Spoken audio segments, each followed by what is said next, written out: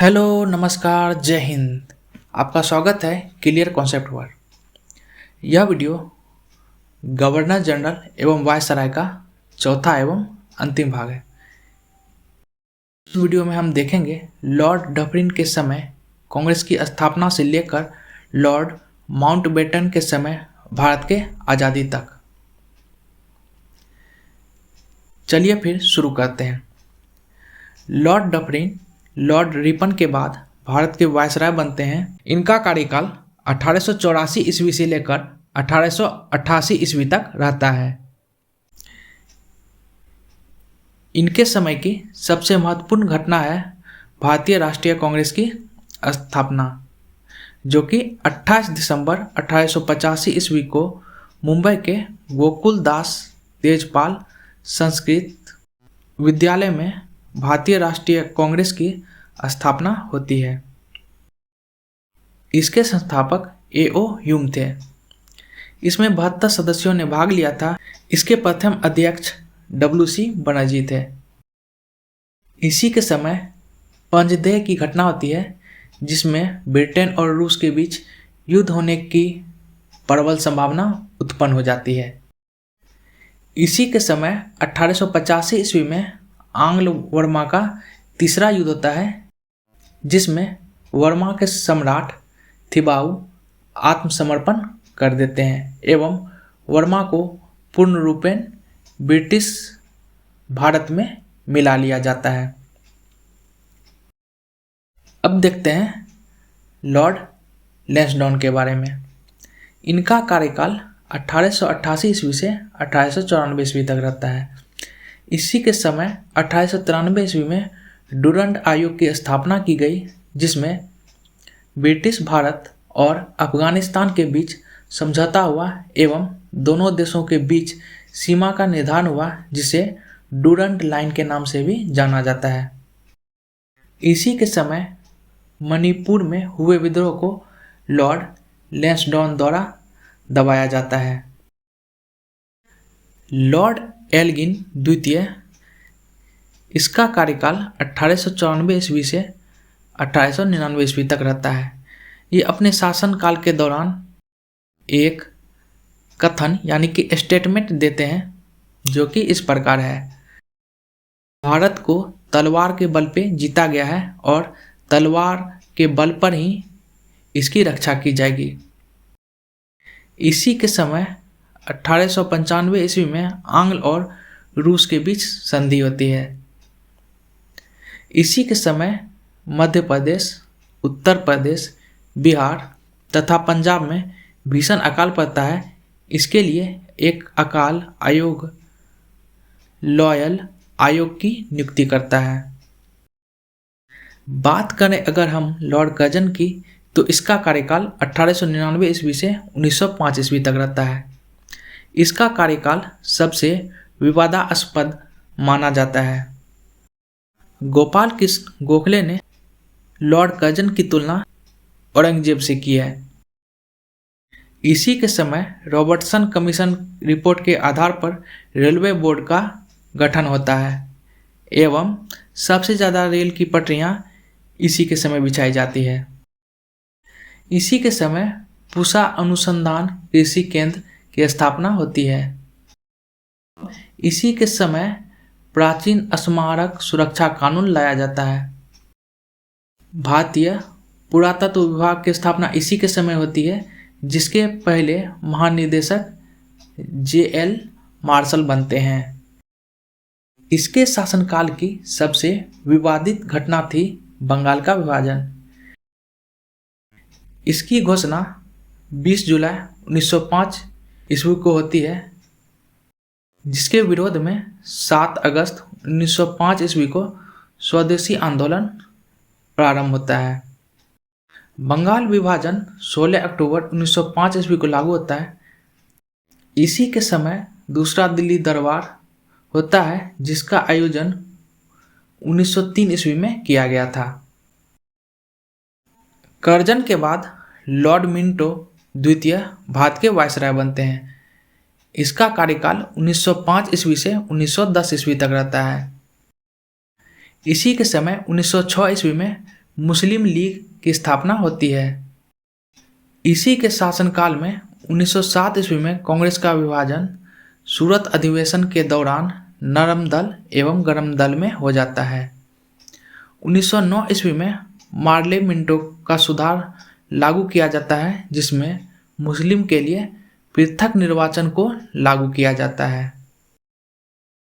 अब हम देखते हैं लॉर्ड हार्डिंग द्वितीय।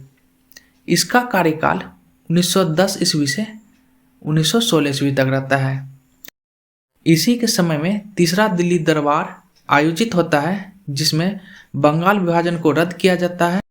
भारत की राजधानी कलकत्ता से दिल्ली हस्तांतरित कर दिया जाता है, जिसकी घोषणा 1911 ईस्वी में होती है, लेकिन 1912 ईस्वी में दिल्ली राजधानी बनती है।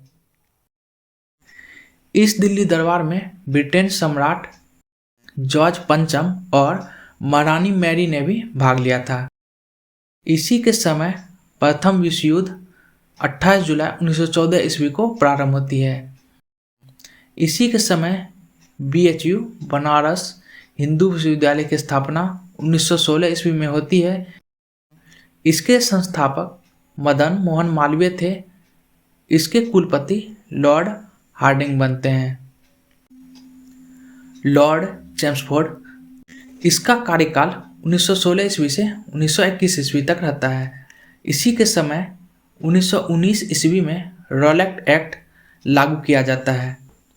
इसी के समय में 13 अप्रैल 1919 ईस्वी को जलियांवाला बाग हत्याकांड हुआ था। इसी के समय 1919 ईस्वी में खिलाफत आंदोलन प्रारंभ होता है एवं 1920 ईस्वी में असहयोग आंदोलन शुरू होता है। इसी समय भारत सरकार अधिनियम 1919 मॉन्टेग्यू चेम्सफोर्ड सुधार लागू किया जाता है। इसी के समय भारतीय कम्युनिस्ट पार्टी का गठन अक्टूबर 1920 में होता है। बात की जाए अगर लॉर्ड रीडिंग की, तो इसका कार्यकाल 1921 ईस्वी से 1926 ईस्वी तक रहता है। इसी के समय 1921 ईस्वी का मोपला विद्रोह होता है, जो हिंदू जमींदारों एवं ब्रिटिश अधिकारियों के खिलाफ जबरन कर देने के विरोध में होता है। इसी के समय 5 फरवरी 1922 ईस्वी को चौरा चौरी कांड होता है, जिसमें गोरखपुर के चौरी चौरा जगह पर पुलिस चौकी को सिपाही सहित जला दिया जाता है। यही चौरी चौरा घटना के बाद असहयोग आंदोलन वापस ले लिया जाता है महात्मा गांधी के द्वारा। इसी के समय भारत में पहली बार सिविल सेवा की परीक्षा 1922 ईस्वी में इलाहाबाद में आयोजित की जाती है, जबकि 1853 ईस्वी के चार्टर एक्ट से सर्वप्रथम ICS यानी कि भारतीय सिविल सेवा की परीक्षा 1855 ईस्वी में लंदन में हुई थी। 1923 ईस्वी में स्वराज पार्टी की स्थापना होती है। इसके संस्थापक चित्तरंजन दास और सचिव मोतीलाल नेहरू बनते हैं। अक्टूबर 1924 में हिंदुस्तान रिपब्लिकन एसोसिएशन की स्थापना होती है। इसके संस्थापक सचिंद्र नाथ सन्याल और राम प्रसाद बिस्मिल थे। इसी हिंदुस्तान रिपब्लिकन एसोसिएशन के सदस्यों द्वारा राम प्रसाद बिस्मिल के नेतृत्व में काकोरी रेलकांड को अंजाम दिया गया। इस कांड में राम प्रसाद बिस्मिल, अशफाक उल्लाह खान और रोशन सिंह को फांसी हुई। लॉर्ड इरविन का कार्यकाल 1926 ईस्वी से 1931 ईस्वी तक रहता है। इसी के समय 3 फरवरी 1928 ईस्वी को साइमन कमीशन भारत आया। 1928 ईस्वी में हिंदुस्तान सोशलिस्ट रिपब्लिकन एसोसिएशन की स्थापना फिरोज शाह कोटला दिल्ली में हुआ। इसके संस्थापक भगत सिंह, चंद्रशेखर आजाद और सुखदेव थे। इसी के समय 1930 ईस्वी में सविनय अवज्ञा आंदोलन का प्रारंभ होता है एवं प्रथम गोलमेज सम्मेलन भी इसी वर्ष होता है। इसी के समय 4 मार्च 1931 ईस्वी को गांधी इरविन समझौता होता है, जिसके फलस्वरूप सविनय अवज्ञा आंदोलन को स्थगित कर दिया जाता है।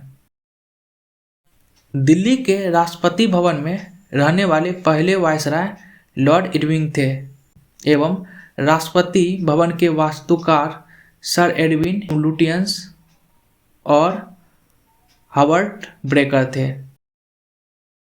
लॉर्ड विलिंगटन 1931 ईस्वी से 1936 ईस्वी के दौरान भारत के वायसराय बनते हैं। इसके समय द्वितीय गोलमेज सम्मेलन 1931 ईस्वी में होता है, जिसमें कांग्रेस के तरफ से महात्मा गांधी भाग लेते हैं। इसी के समय 24 सितंबर 1932 ईस्वी को Poona pact Yerwada central jail Poona में हुआ। इस समझौते पर गांधी जी के तरफ से मदन मोहन मालवीय ने हस्ताक्षर किया। इसी के समय 1932 ईस्वी में तृतीय गोलमेज सम्मेलन होता है। इसी के समय भारत सरकार अधिनियम 1935 लागू होता है। लॉर्ड लिनलिथगो का कार्यकाल 1936 ईस्वी से 1944 ईस्वी तक रहता है। इसी के समय 1 सितंबर 1939 ईस्वी को द्वितीय विश्व युद्ध प्रारंभ होता है। इस युद्ध में भारत को शामिल कर लिया जाता है, वो भी बिना अनुमति के, जिसके कारण कांग्रेस सरकार से इस्तीफा दे देती है। इसी के समय 8 अगस्त 1940 ईस्वी को अगस्त प्रस्ताव लाया जाता है। इसका उद्देश्य था भारतीयों से द्वितीय विश्व युद्ध में सहयोग प्राप्त करना।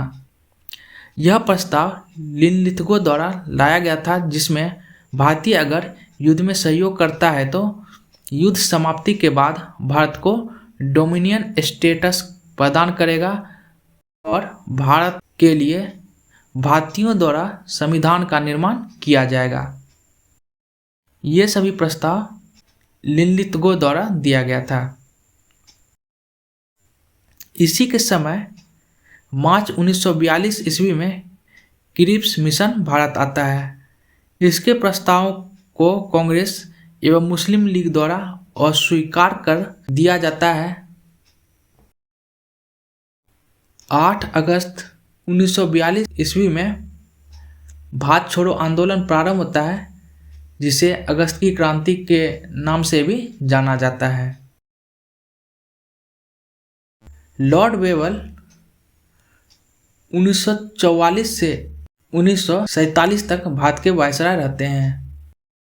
इसी के समय 1945 ईस्वी में वेवेल प्लान लाया गया, जिसमें हिंदुओं और मुसलमानों को प्रतिनिधित्व प्रदान करने वाली वायसराय की परिषद को पुनर्गठित करने का प्रयास किया गया, जिसे शिमला समझौता के नाम से भी जाना जाता है।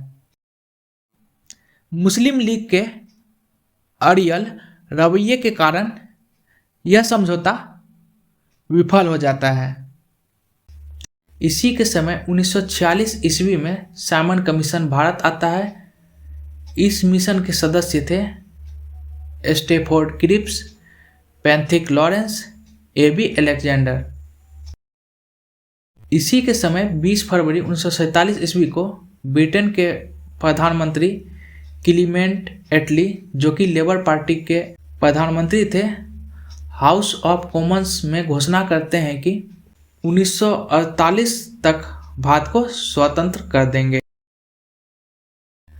लॉर्ड माउंटबेटन 1947 से 1948 ईस्वी तक भारत के वायसराय रहते हैं।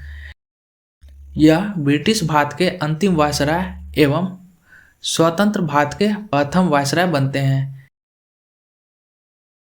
इसी के समय 3 जून 1947 ईस्वी को माउंटबेटन योजना की घोषणा किया गया, जिसमें भारत का विभाजन शामिल था।